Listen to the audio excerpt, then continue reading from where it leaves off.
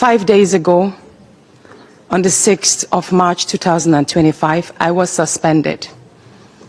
As a senator, I was suspended illegally because I submitted a petition of sexual harassment against the President of the Nigerian Senate, Senator Godswill Akpabio. Hi guys, Natasha don't go report Akpabio for UN, and this one sweet my belly well, but no talk much. Ma just play the video when I see am.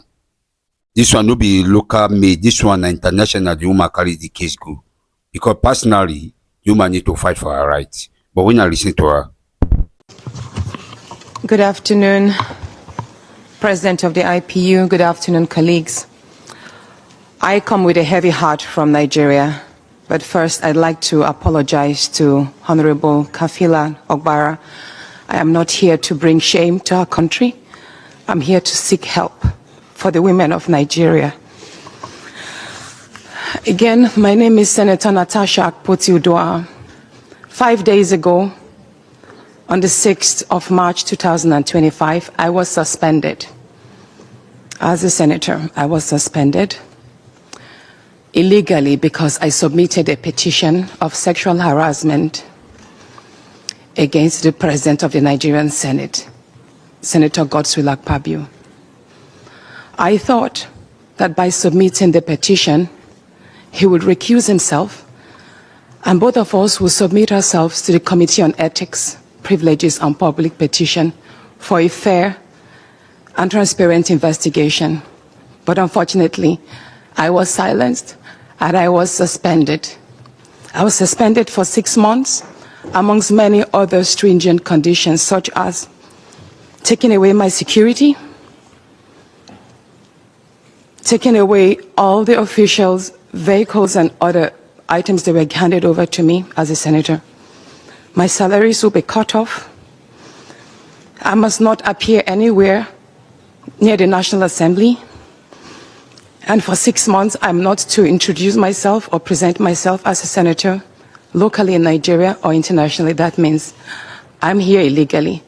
But I had no other place to go but to come here and speak to you women, because this is a bigger picture.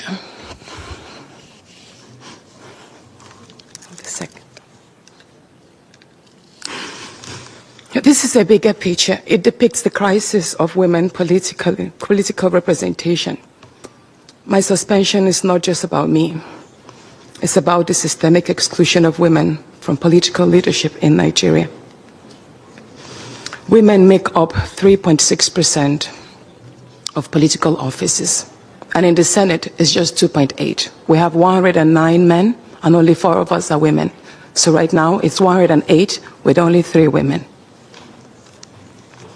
This is a clear case of political victimization, punishment for speaking out against impunity, corruption, and gender-based violence. The United Nations Declaration 48/104 declares sexual harassment as a form of gender violence. The Senate's actions are an assault on democracy. I was elected by my constituents to represent them, yet a few powerful men have unilaterally decided to silence their voices by suspending me for 6 months. My call for an open and transparent investigation into harassment allegations have been met with hostility instead of accountability. If a female senator can be treated this way in the full view of the world, imagine what ordinary Nigerian women will go through every day in workplaces, in universities, and other aspects of our society. A culture of harassment and silencing must end. And this is not just a Nigerian issue, it is a global one. Women in politics, media, and businesses face threats, intimidation, and violence for simply demanding fairness. From sex for grades scandals in universities to harassment in workplaces and political spaces, Nigerian women have constantly been forced into silence. We need stronger legal protections and a zero culture tolerance for gender-based discrimination, and intimidation. My call to the international community is such that the world must not stay silent as democracy and women's rights are rolled back in Nigeria. I call on human rights organizations, women movements, and democratic institutions to hold the Nigerian Senate accountable. Nigeria needs global partners to push for women's political inclusion, safety, and protection from political harassment. You may ask, what are my next steps? I will resist the political intimidation.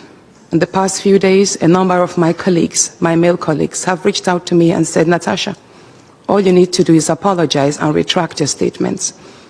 And I told them I am not going to apologize. I will not apologize for my truth.